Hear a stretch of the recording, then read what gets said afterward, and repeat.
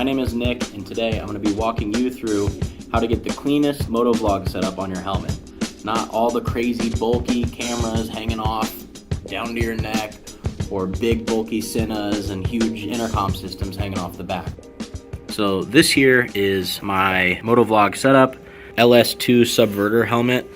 One of the great things about the LS2 that I really like is the just the angular shapes coming off. I really like that classic kind of motocross, you know, early 2010-ish kind of style. So I wanted a helmet that really was like that. But the problem when you do something like that is it's very tricky trying to find camera mounts for those kind of helmets. So there's all kinds of different things you can do. There's one thing that it's like a Velcro strip that comes out to like kind of a GoPro mount or a camera mount here. But something that I really enjoy doing is, yes, being able to film and capture my experiences, but sometimes I don't always want this big thing on the front of my face. And I tried to research a couple different ways that people take off and replace their motovlog setup at will, but I just couldn't really come up with the solution I was looking for. So I ended up doing a little bit of research and finding there's a company, I believe, called Chin Mounts that specializes in custom 3D printed molds for all kinds of different helmets. So odds are, if you have a very quirky helmet out there, they probably have a mold for your specific helmet, which is really, really cool. So given this Subverter helmet, it's very angular, it's very sharp and jagged, and so for a mold, or even some of the other concepts for mounting, there's other ones where it's like a whole system that straps underneath and kind of ties around the inside of the helmet. But this Chin Mount company I went with actually created a 3D mold that is geometric and follows the same contours of the original helmet, which, you know, being someone that cares about aesthetics and making sure things look kind of sleek and things aren't unnecessarily bulky, that was very, very important to me. So if we look here, they typically come with an adhesive strip that kind of goes in between the chin mount itself and your actual helmet. But the thing with a 3M adhesive strip is that if you don't want your camera mount on the front of your helmet, you have to just take the adhesive off, or you know, you could even take this black panel and take 4 screws out from the back of the helmet, and then that frees up, you know, you basically would have to take this off, buy a new piece of this, and re-screw it back in.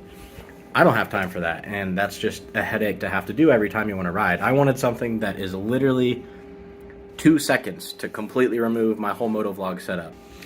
So right here off the top, one thing you'll notice is this is an Action 3.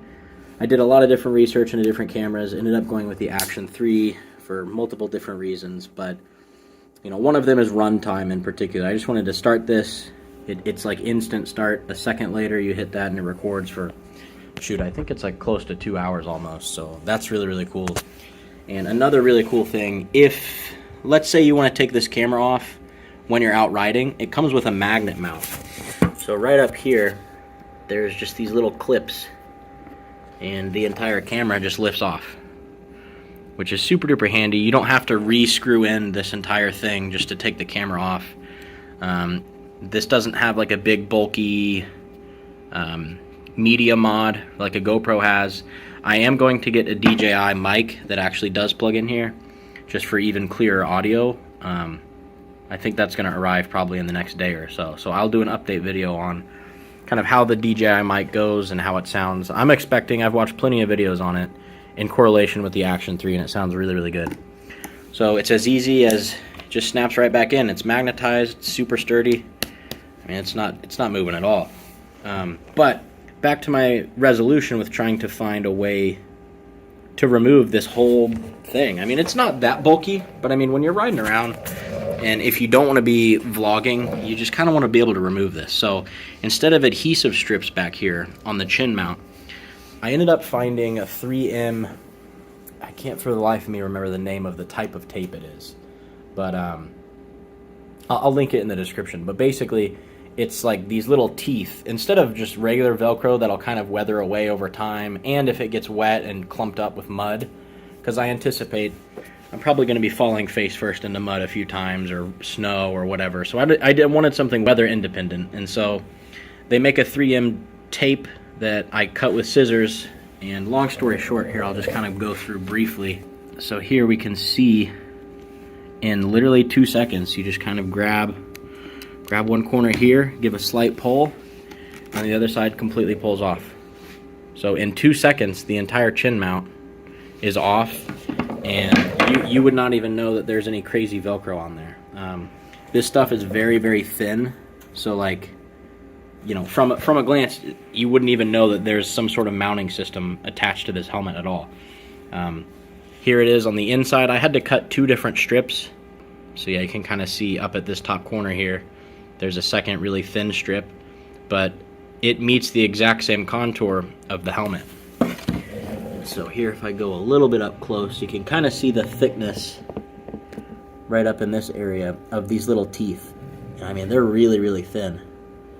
But you wouldn't think it would have that much grip, but the good thing about the chin mount is since it's mounted directly to and modeled after the dimensions and angles of your helmet, if you do a system like this with this kind of 3M hard Velcro stuff, all of the pressure points are exact. So when you affix this to your helmet, it's as easy as you just push in the top,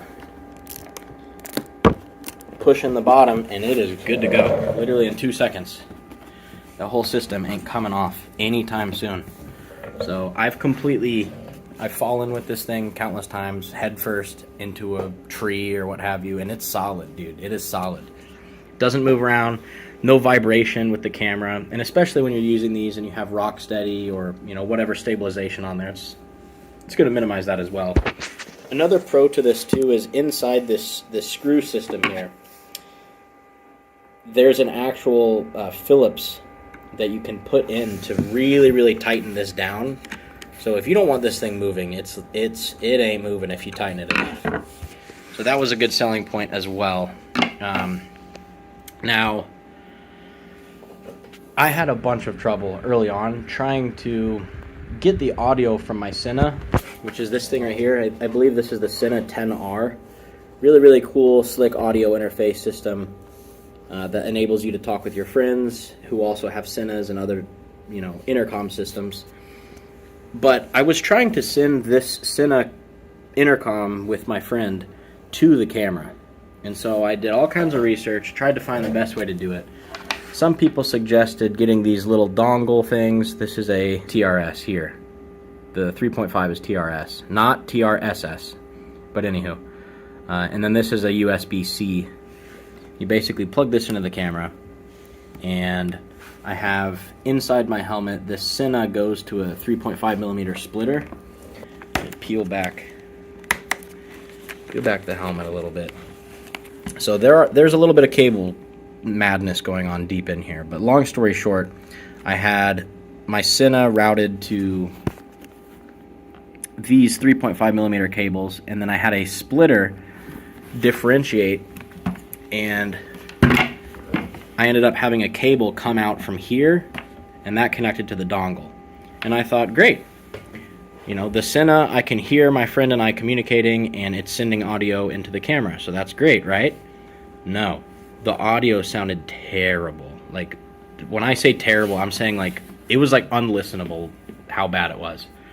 And so I tried, you know, turning the gain down on the camera, on the audio input, and I had it down to -12, and it still was not working. It still just sounded like absolute dog turd.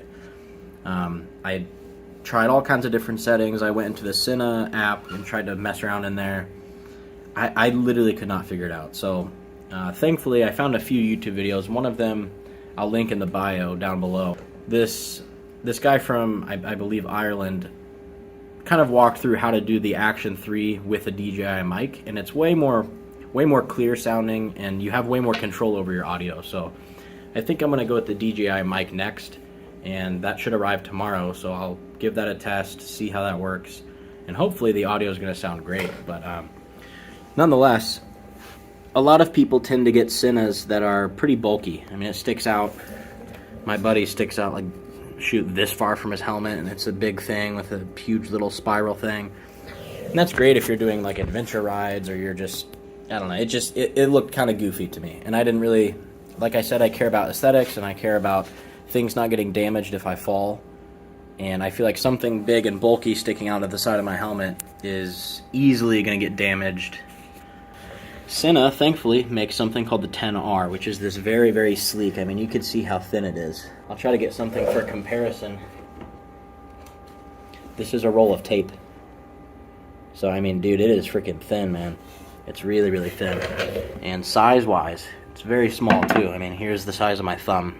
It's a tiny little device. But obviously this is volume, this is turn volume down, and then you can pair it very easily with your phone or whatever. But there is a catch with that. And the catch with that I didn't anticipate was you have to have a separate area for the battery. So since they're not bulking up on battery out here, having a battery system come out, the battery compartment is separate. So you could either, you know, cut a portion into your helmet just for your battery, or in my case I just use some 3M adhesive, and so here on the back I've got the battery. Can't really tell too much that it's on there, but it's pretty sleek as well. It's about similar dimensions to the actual Sena device itself, so it doesn't really stick out all too far, and in a weird way provides me where my goggle strap should go. So I just kind of tuck my goggle strap right up flush to it. That way the goggles are, you know, centered around the helmet the whole time, which is pretty easy. And then I just routed this cable down underneath this little rubber compartment here. Yeah, there we go. So that's how it's supposed to look. Pretty flush. I wanted a little bit of give here, just in the event of dropping the helmet or this coming off or something. I wanted things to not break on impact. But I basically tuck this back underneath, and this wire goes down into the helmet, and it connects with the Sena here. So deep down in this helmet, there's a labyrinth of cables that all that stuff connects, and it tucks in nice and easy. So that's essentially my motovlog setup. I'll put a little bit of footage up here lately. I've been experimenting with ultra wide on this camera versus just regular wide, and also with rock steady stability, and just trying to find what's the smoothest but also most realistic perspective with this thing. So I'll put a few clips up, one of what it sounded like before using this cable and routing the Sena audio straight into that. It sounds terrible. And then as of lately, I've just been rocking the Action 3 without any mic other than its original mic, and it sounds pretty decent for just, you know, if you're trying to first get into motovlogging. It's gonna sound not that great when you're going super fast on the interstate, but if you're doing like trail riding and you're not going super duper fast and you're just in the woods, I mean, you can still hear pretty decently on an Action 3 as long as it's not super duper windy out. And especially when you stop, I mean, I can hear conversation between my friend and I through the Action 3 pretty easily. The mic on this thing's better than I anticipated, actually. But for long-term motovlogging, if you're going to be riding, you know, super fast with a lot of wind, it's not going to sound that great. So that's what the DJI mic I'm getting is going to be for. But long story short, this is it. This is a LS2 Subverter, super clean motovlog setup. Very easy to remove chin mount system, and just like that, all of a sudden nobody knows that you're a motovlogger, and you can just go rip as is. So hope this video helps. If you have any questions or you're running into any things that you're struggling with on your setup, I've unfortunately had to do more research into this than I kind of thought I needed to, but got a little bit of information and made a few errors along the way. So if you're running into any stumps, let me know. I'm here to help. Drop a comment down below. Let me know what helmet you rock, what kind of intercom system you like. And yeah, feel free to like, subscribe, comment, and just have a good rest of your day. Keep riding.